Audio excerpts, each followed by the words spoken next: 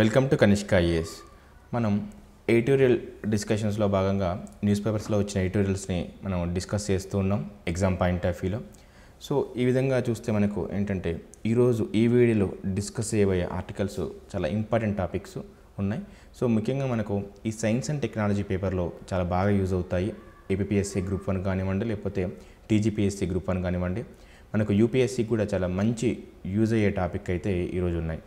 మనందరికీ తెలిసిందే, మనం 7th ఏప్రిల్ని వరల్డ్ హెల్త్ డేగా సెలబ్రేట్ చేసుకుంటున్నాం. సో ఈ వరల్డ్ హెల్త్ డే రోజు మనకు ఈ ఇండియాలో హెల్త్ కండిషన్స్ ఎలా ఉన్నాయి, డిసీజ్ స్ప్రెడ్డింగ్ ఎలా ఉంది, నాన్ కమ్యూనికేబుల్ డిసీజెస్ ఎలా ఉన్నాయి, కమ్యూనికేబుల్ డిసీజెస్ ఎలా ఉన్నాయి, ఇలాంటి వాటన్నిటి మీద మనకు మినిమం ఇన్ఫర్మేషన్ అనేది చాలా చాలా అవసరం ఎలాంటి ఆన్సర్ రాయాలన్నా. సో ఈ ఆర్టికల్లో చూస్తే మనకు ఏంటంటే ఈ నాన్ కమ్యూనికేబుల్ డిసీజెస్ గురించి ఆథరు చాలా బాగా డిస్కస్ చేయడం జరిగింది. మనకు ఆథర్ వచ్చేసి Pratap C Reddy, chairman of Apollo Hospitals. So of course ఈయన చాలా ఎక్స్పీరియన్స్డ్ డాక్టర్ కూడా. సో ఈయన వ్యూస్ మనకు చాలా చాలా యూజ్ అయ్యేలాగా ఉన్నాయి. సో ఆ వ్యూస్ ఏంటో ఒకసారి చూద్దాం. మనకు టైటిల్ వచ్చేసి prescribe preventive medicine for a healthy India. So ఇక్కడ మనం దీన్ని బట్టి మనం అర్థమైపోతుంది ఇది ప్రివెంటివ్ మెడిసిన్ మీద మనకు ఎక్కువగా దీన్ని డిస్కస్ చేయబోతుంది ఆర్టికల్. సో ముఖ్యంగా ఇక్కడ ఆథరు ఏం చేశారంటే నాన్ కమ్యూనికేబుల్ డిసీజెస్ని ఎక్కువగా హైలైట్ చేశారు. వీటిని నాన్ కమ్యూనికేబుల్ డిసీజెస్. సో మనకు 2 థింగ్స్ చాలా చాలా ఇంపార్టెంట్ ఇక్కడ. ద ఫస్ట్ వన్ ఏంటంటే ఎన్ని టైప్స్ డిసీజెస్ ఉన్నాయి. ముఖ్యంగా మనకు 2 types, communicable, non communicable diseases. రెండోది ఏంటంటే దేనివల్ల మనం ఎక్కువగా సఫర్ అవుతున్నాం, ఇది కూడా మనకు చాలా చాలా ఇంపార్టెంట్. ఓకే, సో ఫస్ట్ మనం ఇది చూద్దాం. Communicable diseases, non communicable diseases. Communicable diseases వచ్చేసి మనకి ఏంటంటే జనరల్గా ఏదైనా పర్సన్ ఎవరైతే ఉంటారో వాళ్ళని కమ్యూనికేట్ అవ్వడం, అంటే వాళ్ళని తాకడం కానీ, డ్రాప్లెట్స్ కానివ్వండి, లేదంటే వాళ్ళ ఫికల్ మ్యాటర్ని కంటామినేట్ అవ్వడం వల్ల కానివ్వండి, ఇలాంటి వల్ల ఏదైనా వస్తే అదేంటంటే మనకు కమ్యూనికేబుల్ డిసీజ్. దీనికి జనరల్గా ఎగ్జాంపుల్స్ ఏముంటాయంటే మనకు ఫ్లూ కావచ్చు, కరోనా కావచ్చు, ఇలాంటివన్నీ కూడా మనకు కమ్యూనికేబుల్ డిసీజ్ కిందకి వస్తాయి. సో సెకండ్ వన్ ఏంటి అంటే మనకు నాన్ కమ్యూనికేబుల్ డిసీజెస్. ఈ నాన్ కమ్యూనికేబుల్ డిసీజెస్ ఏంటంటే జనరల్గా ఒక పర్సన్ నుంచి పర్సన్కి రావు, ఇవి పర్సన్ లోపలే డెవలప్ అవుతూ ఉంటాయి.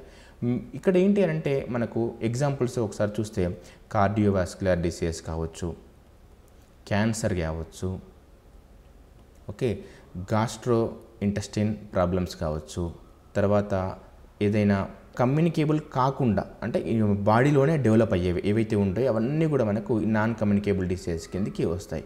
ఓకే, సో ఇవి జస్ట్ ఫ్యూ ఎగ్జాంపుల్స్, ఇంకా మనకు ఉన్నాయి చాలా. సో ఇవి మెయిన్గా మనం చూస్తే ఓకే. సో కొన్నిసార్లు ఏదైతే మనం ఎక్కువగా చెప్తున్నామో ఈ ఒబెసిటీ కావచ్చు, లేదంటే ఇంకా మనకు చూస్తే ఇంకా ఎక్కువగా చాలామందిలో మనం అబ్జర్వ్ చేసే ఇంకొకటి ఉంది ఇంపార్టెంట్, అది ఏంటంటే డయాబెటిక్ కావచ్చు. సో ఇవన్నీ కూడా ఏంటంటే మనకు నాన్ కమ్యూనికేబుల్ డిసీజెస్.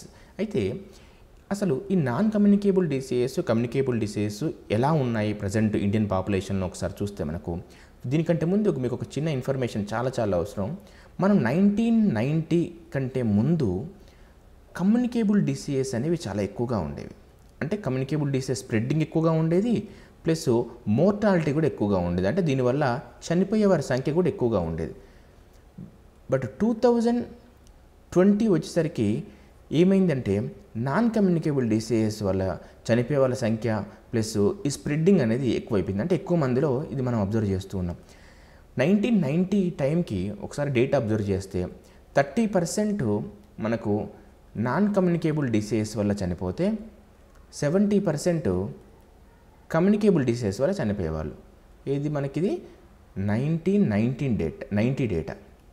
ఓకే, మనకు 2020 తర్వాత మనం అబ్జర్వ్ చేస్తే 70% non communicable diseases, 30% communicable diseases వల్ల చనిపోతూ ఉన్నారు. అంటే దీన్ని బట్టి మనకేమర్థమవుతుంది, ఎక్కువగా నాన్ కమ్యూనికేబుల్ డిసీజెస్ వల్ల చనిపోతున్నారు. దానికి కారణాలు ఏంటి? సో ఇక్కడ మనం అబ్జర్వ్ చేస్తే ఇక్కడ కారణాలు ఏంటి అని చూస్తే మనకు ముఖ్యంగా అంటే కాజెస్, దీని రీజన్స్ ఏంటి, కాజెస్ ఏంటి అని చూస్తే మనకి ఏంటంటే సెడెంటరీ లైఫ్ స్టైల్ కావచ్చు, ఎక్కువ సమయం కూర్చొనే గడపడము, కూర్చొనే పనిచేయడం, ఇవి కావచ్చు. ఓకే, రెండోది డయటరీ హ్యాబిట్స్ కావచ్చు, అంటే మన ఆహారపు అలవాట్లు మారడం కావచ్చు. ఓకే, దాంతోపాటు high content of sugar and salt కావచ్చు, high content of sugar and salt, ఇవి కూడా మనకి ఏంటంటే ఈ నాన్ కమ్యూనికేబుల్ డిసీజ్ పెరగడానికి కారణాలు. ఓకే, ముఖ్యంగా చిన్నపిల్లల్లో కూడా మనం ఈ మధ్యకాలంలో ఈ కార్డియోవాస్క్యులర్ డిసీజ్ అనేవి మనం అబ్జర్వ్ చేస్తూ ఉన్నాం. సో ఇవే కాకుండా, ఈ 3 కాకుండా పొల్యూషన్లో మనకి ఇంకా ఏంటి, water pollution, air pollution, okay, ఇవన్నీ కూడా మనకు కారణాలు. వీటి వల్ల ఏమవుతుందంటే మనకు ఈ కమ్యూనికేబుల్ డిసీజ్ అనేది పెరుగుతూ ఉన్నాయి. మనం వీటితో పాటు ఇంకొక ఇంపార్టెంట్ థింగ్ ఉన్నది ఏంటి అంటే కంటామినేటెడ్ ఫుడ్. అంటే మనకు ఆఫ్కోర్స్ డయటరీలోనే వస్తుంది కంటామినేటెడ్ ఫుడ్. ఇలా అంటే మనకు ఈ మధ్యకాలంలో మనం చూస్తున్నాం చాలా వరకు ఈ ఫెర్టిలైజర్స్ని బాగా యూజ్ చేస్తూ ఉన్నాం, పెస్టిసైడ్స్ని కూడా చాలా ఎక్కువగా యూజ్ చేస్తూ ఉన్నాం. సో ఫెర్టిలైజర్స్ని పెస్టిసైడ్స్ని యూజ్ చేయడం వల్ల వీటి అవశేషాలు, వీటి ఏవైతే ఫుడ్ ఉందో వాటిలో మిగిలిపోవడం వల్ల ఏమవుతుంది అంటే క్యాన్సర్ అనేది చాలా విపరీతంగా పెరిగిపోతూ ఉంది. మీకు ఒక ఇంపార్టెంట్ థింగ్ చెప్పాలి ఇక్కడ ఏంటంటే, మనకు పంజాబ్లో చూస్తే ఈ గ్రీన్ రెవల్యూషన్ వచ్చినప్పటి నుంచి మనకేంటి అని అంటే ఈ ఫెర్టిలైజర్స్ యూజ్ చేయడం అనేది చాలా కామన్ పంజాబ్లో. అందువల్ల ఇక్కడ మీకు ఒక ఇంపార్టెంట్ ఇంట్రెస్టింగ్ థింగ్ ఉంటుంది ఏంటంటే, ఒక ట్రైన్ ఉంటుంది, ఆ ట్రైన్ పేరే క్యాన్సర్ ట్రైన్.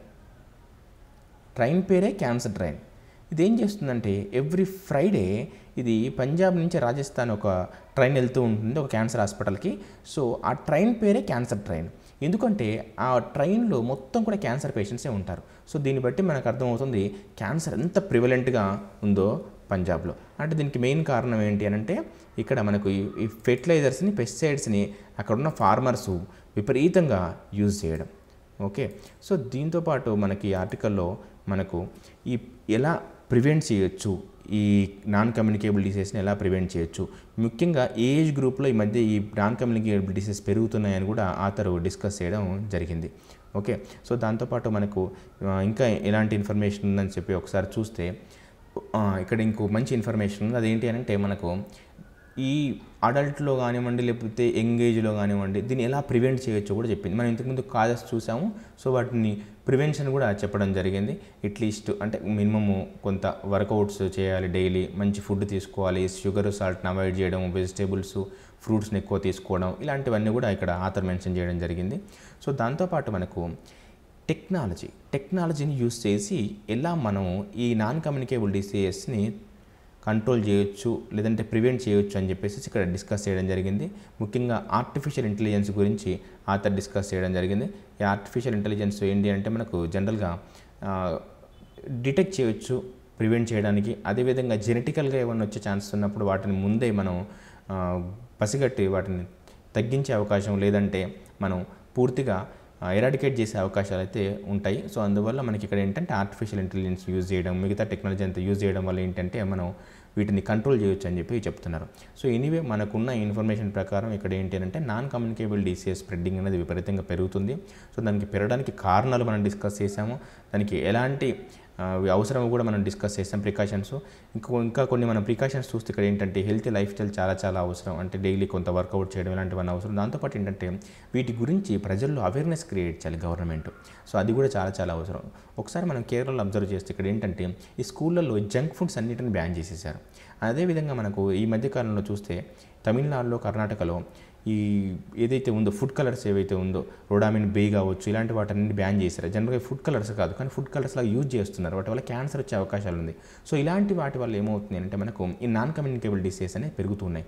సో వీటన్నిటిని మనకు కంట్రోల్ చేయడానికి ఏం చేశారంటే ఇక్కడ ఏం చేయాలంటే గవర్నమెంట్ అవేర్నెస్ క్రియేట్ చేయాలి, అవేర్నెస్ ప్రోగ్రామ్స్ క్రియేట్ చేయాలి, వాటిపైన యాడ్స్ ఇవ్వడం, అవన్నీ కూడా చాలా ఇంపార్టెంట్. వాటి వల్ల ఏంటంటే మనం వీటిని అట్లీస్ట్ కొంతవరకు ప్రివెంట్ చేసే అవకాశం అయితే ఉంది. సో నాన్ కమ్యూనికేబుల్ డిసీజెస్ ఏవైతే ఉన్నాయో ముఖ్యంగా వీటిని ప్రివెంట్ చేయడం అనేది చాలా ఇంపార్టెంట్. వచ్చిన తర్వాత ఈ కాస్ట్ ఆఫ్ ద ట్రీట్మెంట్ కూడా చాలా ఎక్కువ ఉంటుంది. Okay, out of pocket expenditure అంటాం ఓఓపిఈ.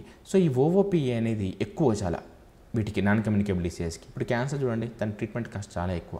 అదే మనకు కార్డియోవాస్కులర్ సంబంధించిన డిసీజ్ చూడండి, వాటికి కాస్ట్ ఆఫ్ ద ట్రీట్మెంట్ కూడా చాలా ఎక్కువ ఉంటుంది. సో దీనివల్ల చాలా మధ్యతరగతి కుటుంబాలు పేదరికంలోకి వెళ్ళిపోయే అవకాశం అయితే ఉంటుంది. సో అందువల్ల మనకి ఏంటి అని అంటే ఇక్కడ వీటిని ప్రివెంట్ చేయడం అనేది చాలా అవసరం.